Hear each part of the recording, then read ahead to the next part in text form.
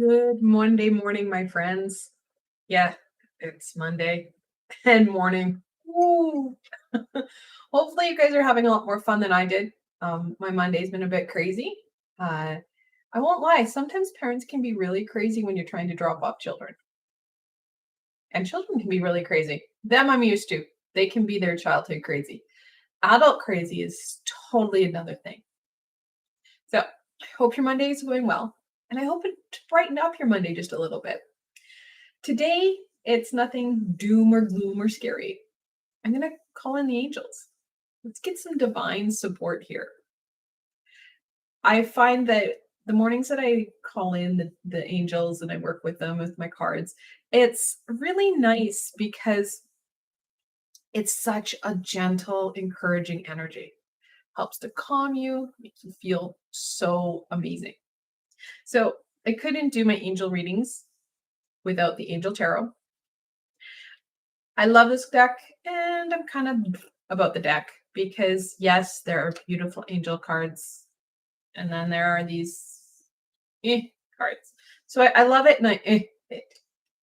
That said, I've not found an angel deck that really is angel deck because they like to put little blurbs at the bottom that just kind of suck.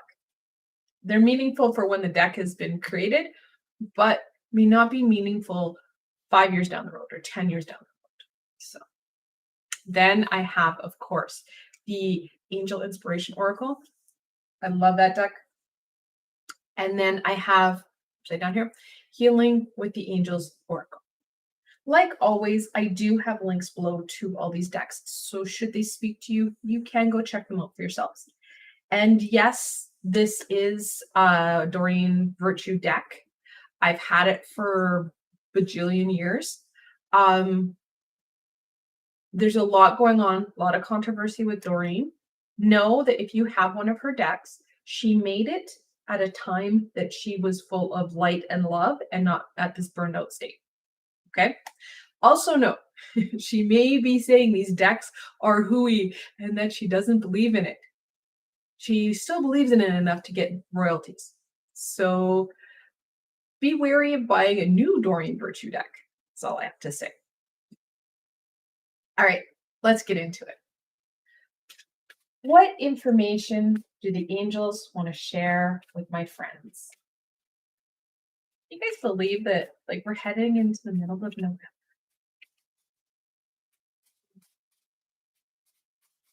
I said back in August that the fall is just going to cascade right into the winter. I knew there was lots going on, and I knew we would continue to have lots going on. Oh, I really am enjoying the colors because it hasn't really had that big dump of snow out here. We actually have fall.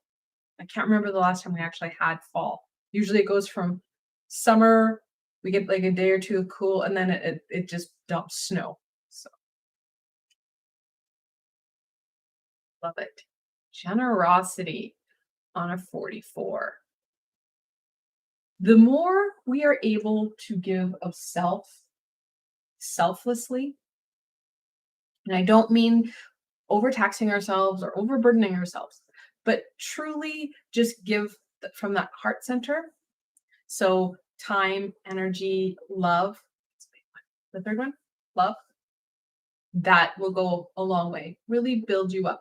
Really bring in, as I said, that 44 stuck right out. That stability and foundation that we need. We like to hold on to stuff. What if we need it? Oh my God. And a lot of people are like, well, I'm not a hoarder. When was the last time that you gave without thinking, oh, I'm going to get something in return? We don't do that as often as we should. Some of us do, hands down. There are some of us who do. But there's also some of us who are like, but what if? If you're not giving something and I know that times are tough. I'm not talking monetary stuff. I'm not talking that kind of thing. I'm talking about, what did I say? Energy, self, and love.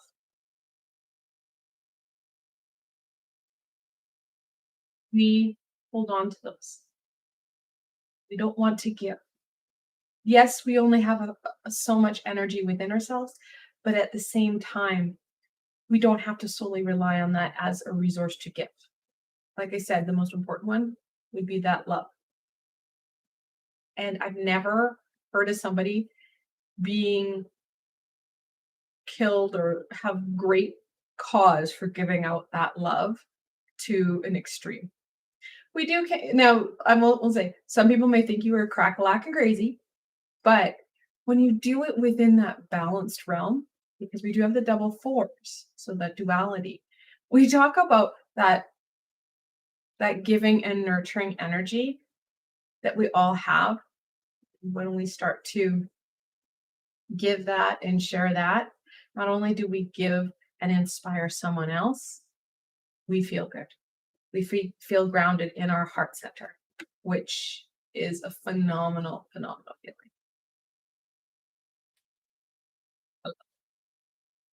Let it go. So we need to let go of some of those preconceived notions that we can't give or we shouldn't give. At one point in time, I know when I grew up, we all knew our neighbors. We all had that connective, collective support. As I grew up and we moved around, we didn't do it as much. When I was a kid, though, oh, that always happened. But as time went on, we became more guarded. Yes, we need to be guarded. There's some pretty funky stuff that happens. But at the same time, even saying hello. I know some people live in bigger cities and that can even be scary. But starting to greet people and treat them as you would want to be treated will go a long way.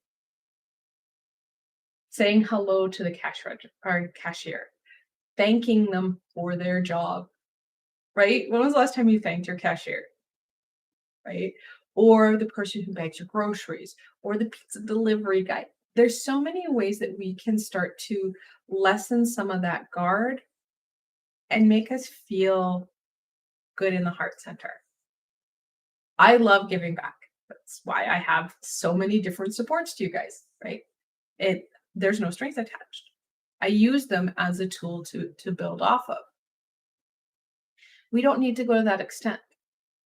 You can go and share that connection. Share that love.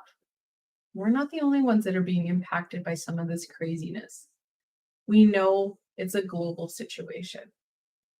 So having compassion and sharing that love, that heart center, will go a long way in not only making you feel better, making others feel better too. Because and I keep hearing this in different slogans, we're all in this together. Yeah, we are. But that doesn't mean that we need to roast each other and just be uncivil to each other. We can support each other. We can nurture ourselves through that giving. I said that balance is going to be essential. The giving, because yes, that's going to be an important aspect. And we need that flip side too, guys. Because again, that balance, giving, and this is a hard one, receiving, being open to it, helping to create balance and harmony within ourselves. Also, have a lot of gunk heaviness that we need to release to get ourselves feeling stronger and more engaged in our everyday. So there's a lot of stuff we're going to be releasing, but at the same time, we can fill ourselves with some of that love and that nurturing, being open to what people share to us. And do not be surprised if people are shocked, right? Holding open a door for somebody, saying thank you, I appreciate you. It goes a long way in making them have a better day. And I don't know, it just feels nice. I know that there's a lot of preconceived notions about Canadians, but this is actually and it's not a sponsor, by the way. Uh I don't have sponsors. Tim Hortons is a coffee place, and it is common to have people pay it forward. So the person will pay for their coffee and breakfast, and they'll go, "I'll pay for the guy behind me." And then they get to the register, and they're like, "What? Oh my god!" And it's just those little things, right? Now, like I said, it does not have to be that monetary piece, but just giving back wholeheartedly, especially now, because times are going to get harder as we get into the winter. As of Thursday, people kind of go, okay, so after Remembrance Day, after we get to that Friday, people are going to be like, and holiday time, we have Thanksgiving coming up, we've got Christmas coming up, we've got all these amazing events. Well, we forget that not everybody's going to be in the same state we are. It's an easy overlook. Not everybody has that happy association with the holiday time. So being conscious of that, not to bring ourselves down, but to help bring other people up. So opposed to having those expectations and demands of now, giving people that benefit of a doubt will really support you in feeling pretty damn good. And it'll help other people out too. Because we want to do that. Also got to release some of that gunkiness that's holding us back. So the angels have a couple things they want you to work on over the next little while. What further insight, wisdom, and guidance does the angels have, my friends?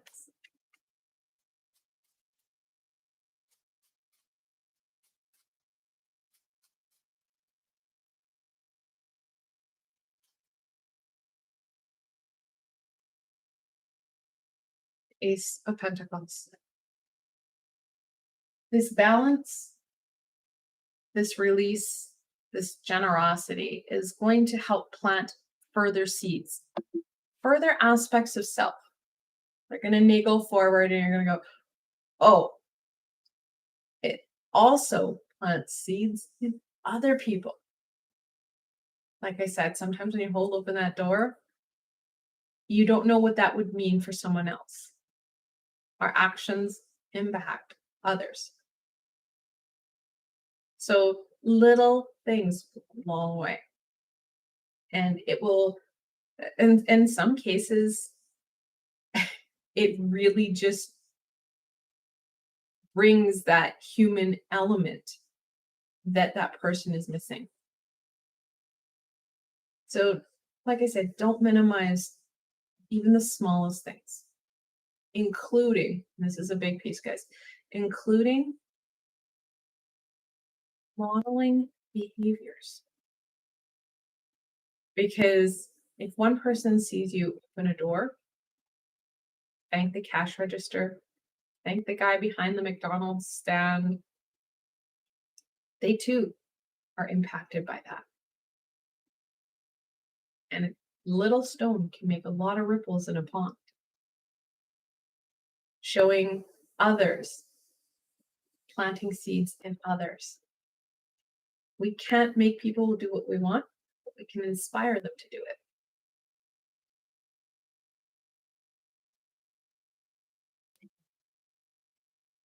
The Nine of Pentacles. Over the next little while, releasing and balancing things out, really going to help you see the abundant areas within you. Because let's be honest, we get caught up in the demands, the expectations, the hustle and bustle. We miss those abundances. We have a tendency to focus in on the material or the financial abundances, not the other abundances, the joy, the happiness that's in our lives, the creativity, the passion, the people. We start to see and evaluate things more fully, especially as we start to give to others. Big one, guys, give to ourselves. Time and energy to release what's holding us back, bring in that balance and that harmony within ourselves. Like I said, I've got a zillion, I would say a zillion. I think I have almost just under 100, I think, meditations. I've been doing it for almost 2 years. I actually thought about that. I started just as the pandemic hit.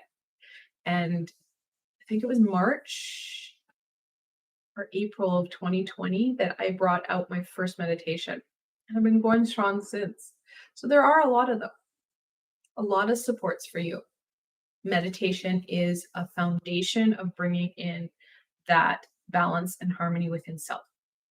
I have probably the most meditations in my healing with the archangels.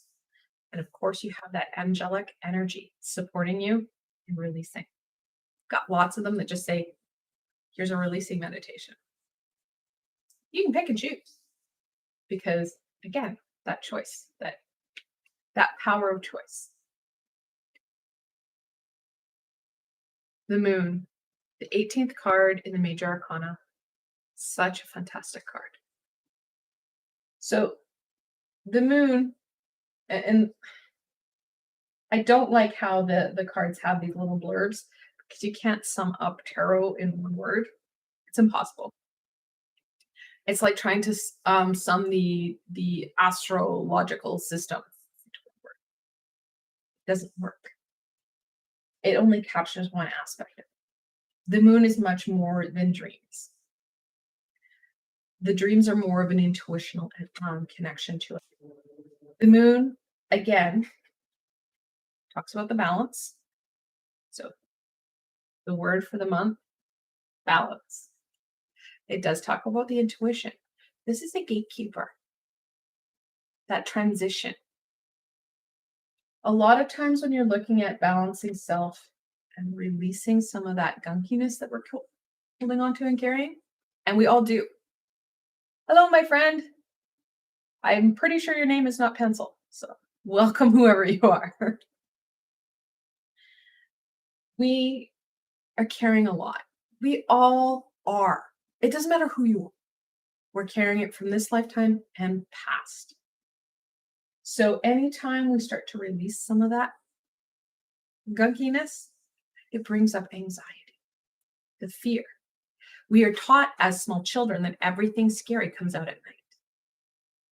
That's why the moon is one of the cards that a lot of people have a hesitation with, because we are taught that the darkness is equated to danger. It's not necessarily true. The darkness still holds beauty and wonder, aspects of self that haven't quite emerged yet. We buried a lot of ourselves when we were children. We had to survive adolescence. We had to put up a fluffy, puffy protection. Our ego did its job. Problem being, we now have the control, the skills, the knowledge on how to use them. It's just we don't have those aspects. They're still kind of seedlings trying to get up out of the darkness.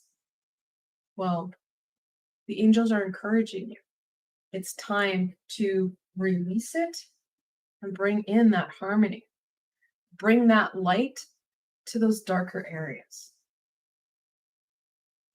Of course, because when we do that, we are going to be stepping through that threshold, that next stage, because we're going to be more equipped to handle more challenges. Queen of Cups, the second most intuitive card in the deck. Shifting table. There we go. The most intuitive card, of course, being the High Priestess. The Queen of Cups is the everyday personification of the High Priestess. With connection to the moon, because we already know that there is an intuitive element. Anytime in tarot or oracle, get the card back, you see that water.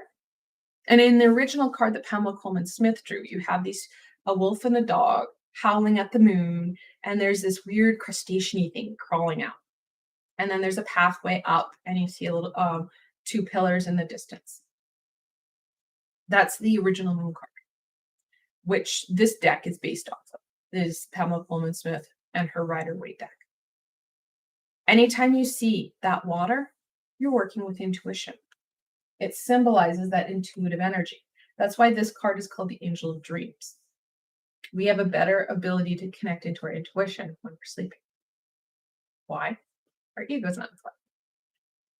Next to the second most intuitive card in the deck, it does talk about using that intuition to support you in some of this release, some of this connection, this groundedness, this centeredness.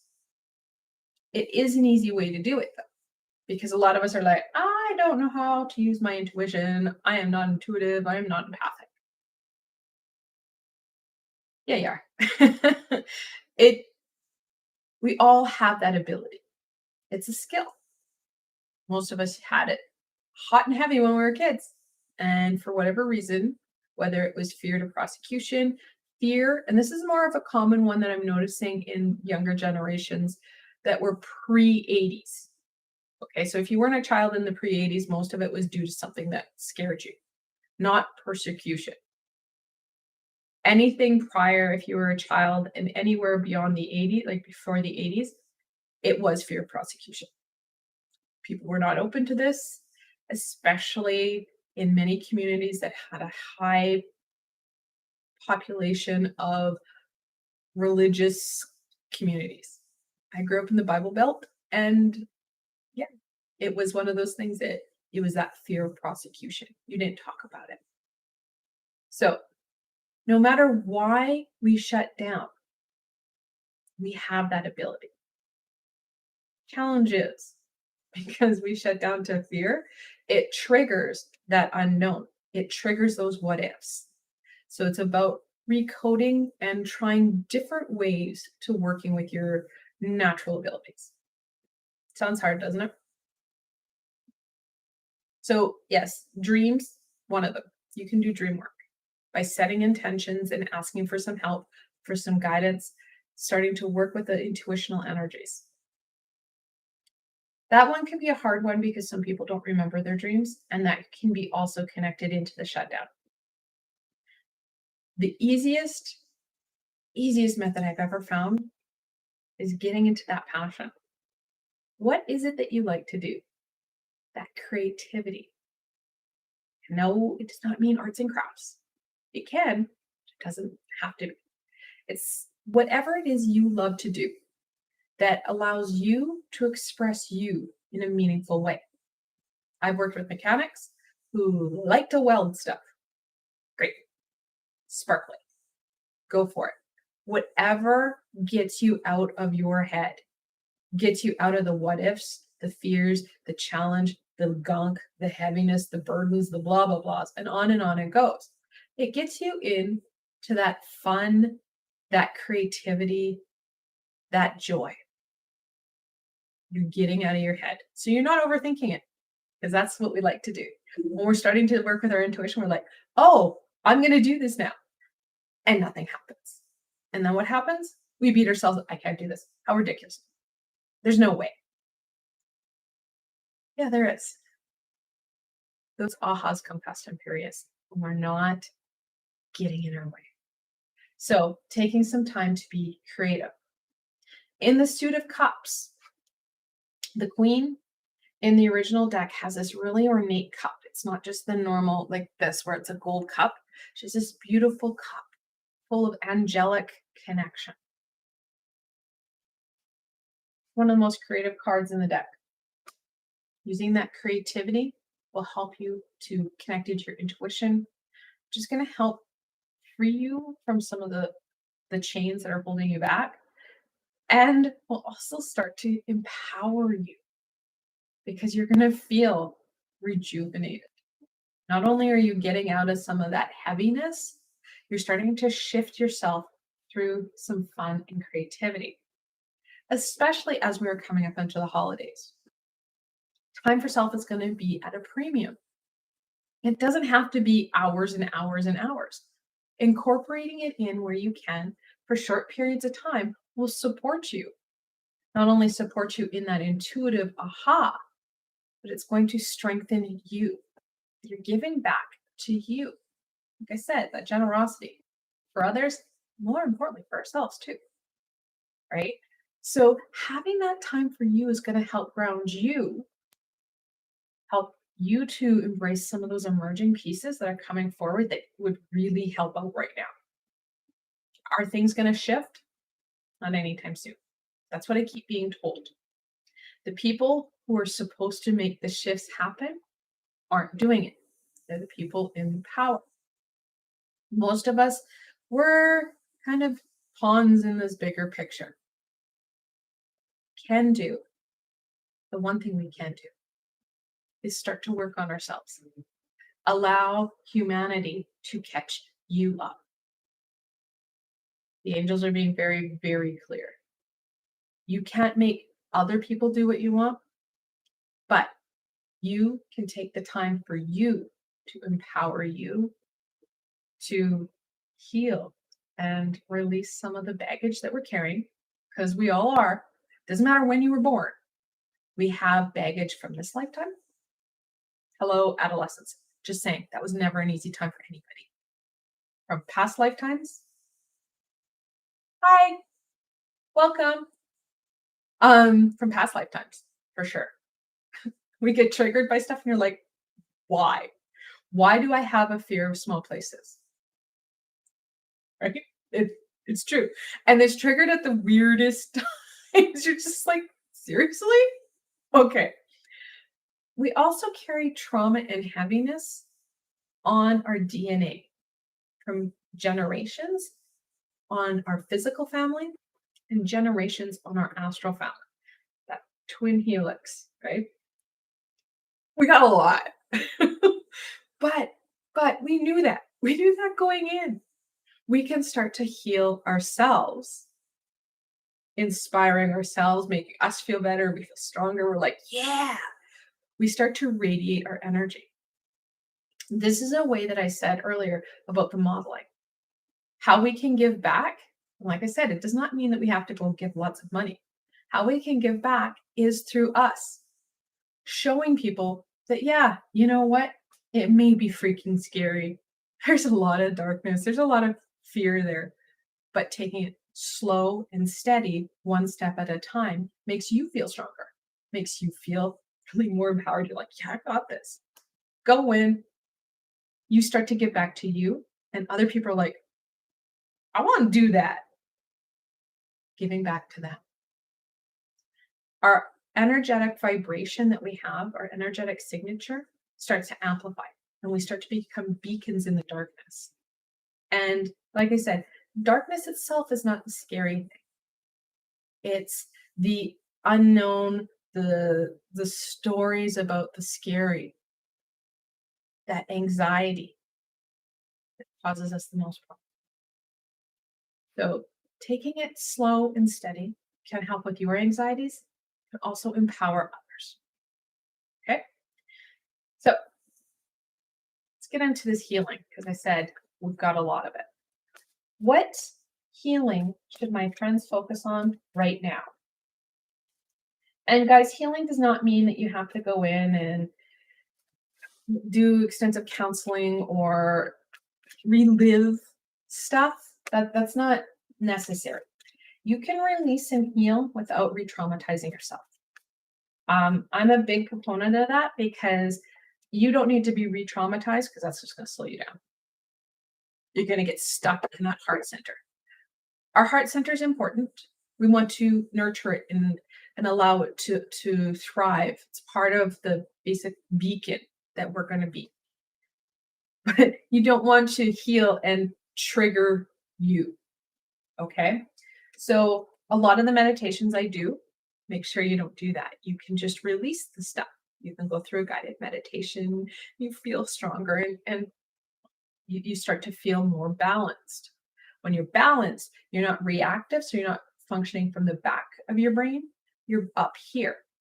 And if you know anything about the neurology, which I'm a nerd, that kind of stuff really intrigued me. We start to use up here. And not only do we use that frontal cortex, so that processing, it balances the two spheres. We have a tendency to pretty much favor one side. There are some people, I won't lie, they do a better job on the balance. They're also highly grounded, highly centered. So you have that ability too. I know for me, sometimes I get caught up in that creativity and I just go forward without using that more analytical, well, let's process this. So we have that balanced brain. We're able to make choices and create solutions that are a higher vibration, which means they're going to be less caught up in the hurt and pain. You're not creating a solution that's going to harm somebody for harm's sake or for your greater good. You're not going to get something out of it. It's not like a scheme of some sort. You create a solution that's for the greater good. So it's not that someone is going to win or lose, although sometimes people feel that way. It's more that people are going to have a solution that's going to get them out and moving forward. And sometimes we have to jostle the boat a bit, especially when we're looking at releasing and letting go of stuff that isn't serving us so well. This card, playfulness. Like I said, that fun, that play, getting our hands dirty, enjoying.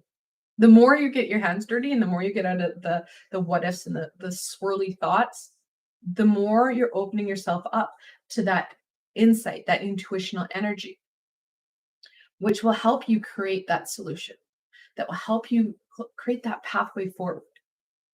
The one thing that I keep getting is that the winter's going to be a real bear. And the as we just transcend into December and we start to build up to the holidays and that go and we start to build higher because the energies are higher. And then January hits and it starts to unravel and we start to descend really quickly. It's going to be hard for a lot of us. The more we're putting in strategies now and maintaining, that's a big two. Put it in and maintain it. Just don't put it in and go, yeah, that was really helpful. And then spiral out of control. That's not going to help you. So having some of these things in play as you go forward, as we get into the winter time, we know, because I know for where I live, it gets dark stupid early. And then it's dark longer. And that's the norm of the sun, right? Because we're getting into that winter solstice. In North America, that winter solstice means more darkness. We don't do well as humans in the dark. Those anxieties, that fear spikes. Anxiety and fear are normal things. That heartache is a normal emotion. It's not that we don't want it. We just don't want to dwell in it. Because if you dwell in it, that's when we start to spiral down that mental health spiral. That slide can be pretty slippery. However, making sure that we're aware of it will support us. So making sure you've got those tools at hand. Putting in strategies now, not forgetting the play, the fun, not getting overwhelmed or overburdened will help, especially as we go into January. I know I'm skipping December altogether here, but we know that December brings a lot of highs and some people a lot of lows. But again, those same strategies will help. That fun, that creativity, the groundedness, the balance, letting go of what's slowing you down, causing you heartache and fear. You're going to feel stronger. You're giving back to you. Like I said, when I pulled the Ace of Pentacles, emerging. You'd be surprised at the things that will come forward as you start to release some of that burden we carry. And we all do. Like I said, hands up, we all do it. We're all carrying a lot of stuff. We can start to release it and allow those emerging aspects of self, the emerging aspects of life come forward. So we're not so caught up in the sad and the scared. We are embracing what's happening in the here and now. We're embracing the generosity of ourselves and I know this is hard, of others, right? Because especially during the holidays, you get again, it's the give and take. There are a lot of people who are very self-centered, but you also get the people who are like, "Merry Christmas! I don't know you, but have a great day." It makes you feel pretty good. Like, wow, that guy's crazy, but joyous and happy. We can be that joyous and happy for ourselves and for other people.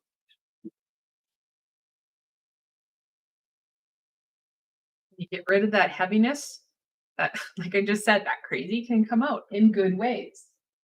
You feel more alive, more connected into you. That passion, that creativity, it flows, and you're like, this is awesome. 5-10 minutes a day, depending on what you, and I know sometimes creativity, it's messy. It might take more than that, but incorporating it as much as you can, because that creativity is going to get you out of your head. And that's when you're going to get the ahas. I encourage people, and it doesn't matter what you're doing. I have people who are bakers and painters who do this. Um, have pen and paper close at hand when you are engaging and indulging in this fun, this, and it should be playful, and it should be that free energy of just letting go and enjoying that creativity in whatever format it comes in. Have pen and paper, and I encourage pen and paper. Please do not get caught up in your phone, because that's technology, and energy has the ability to impact positively or negatively energy. So I've had people in tears because they have lost all their notes, all their information, because it was on their phone. Pen and paper, your ego doesn't have the ability to manipulate that much. So have your pen and paper and be okay. I know for me, it took me a while to be okay with the fact that you may have cookie dough on it or paint or whatever. But get those ahas out. No matter how little it may feel, get it out. It's part of your journey. It's just like the stones that you can see on paths. Sometimes you see one, you're like, wow, I'm just drawn to that. Or a leaf. Ooh, there's a reason for it. Take a picture of it, write it down, whatever. If it's a leaf, bring it with you. And this is why I like binders, because you have the ability to add things like that. Those little notebooks, not so much. Plus, and this is this is another thing. Little notebooks have a tendency to wander away. If you have children, ooh, it's pretty. Mommy's written in it. Daddy's written in it. If it's just a binder, and you can make it as fancy as you want, you have the flexibility and space, because you can always add more. Those little notebooks, they never seem to have enough space. And then you have a pile of them, and then you got to go through all of them. And you're like, where did I put that? The journey is part of, well, sorry, the finding out where our journey is going to take us through the puzzle pieces that are hidden in plain sight is part of what we signed up for. As frustrating as it is, I would be a millionaire if I got a quarter every time I said, what the hell did I sign up for? Or if someone told me that, because I've had people, I don't get it. I don't understand what I was drinking when I signed up for this. I get it. It will make sense in the end. Think of it as a huge puzzle piece, like a big, huge puzzle. You have all these little pieces, and at the beginning, even midway through, you're like, this, there's no way this makes, I don't even think I have enough puzzle pieces. You will get there. Part of it is that getting point or getting to point. We just need to take that time and be patient with us. The angels are going to give us information, the high vibrational beings, they too are going to give us information, but they're going to give it to us in small little snippets, because if they bombard us, we miss out on way too much. Additionally, they're going to give it in a perspective of a you thing, because you only have control of you. You know that it's not high vibrational or something you don't need is if it's someone else. Someone else has to do something. If someone else has to do something, you have no control over it. It's not part of your journey, it's part of theirs. And if you're questioning it, you can always get clarification. It was last week, I did Pendulum 101. Get your pendulum. If you don't have a pendulum, go back and watch that video. It's fantastic. It's short, sweet, and it talks about how you can basically start using a divinational tool to answer your questions. That way you have that confirmation. Hold the information though, because you never know when it's going to be relevant as segue. This person was supposed to do this. However, you need to do X, Y, and Z to get you back into the journey. And don't hold it over the person because they may not be where you're at. Remember, you only have control over you and your responses. You can't control other people. And I think that's probably a really frustrating lesson for all of us to learn, because we sign up for people to be our partners and we're waiting for them. I think that's the number one question I get. When is my twin flame coming? When is Mr. and Mrs. Right coming? Well, depending on their journey and their choices, they may not make it to you right away. Well, there's no forcing them or pushing them faster than what they need to be, because they're not ready. They're not ready to interact with you yet. And that's not your fault or their fault. It's just their journey. They took a right and needed to learn more before they could get to you. So know that you only have control over you, and that the angels will continue to work with you, help you see the beauty and abundance in your life, help you connect in to these emerging aspects so that you can get rid of some of that heaviness that we all signed up to release. That was one of the big things. When I started this journey and really got into light working, I kept getting this, people are healing themselves. I sat down with Archangel Raphael one night and had a very candid conversation going, why is healing so important? And that's when he talked about the helix, about needing to heal our current situations, all the emotion and heaviness that it brings, past lifetimes, stuff that we had nothing to do with, but our family has been carrying for generations. We have the ability to start to heal all that. It's just taking it slow and steady. And this is a big part, guys. Enjoying it and having fun. We don't want to get bogged down in the fear or the, oh my God, there's more. I can guarantee you there's more. I'm still finding more. And I've been doing this for 20 years.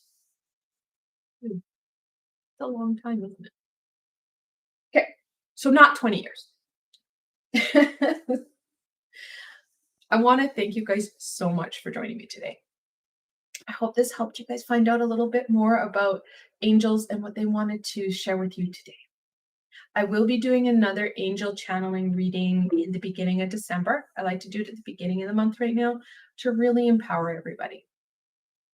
Tomorrow, I will be releasing another meditation to help you in remembering, because remembering things will help you really create that meaningful experience, help to connect some of those puzzle pieces.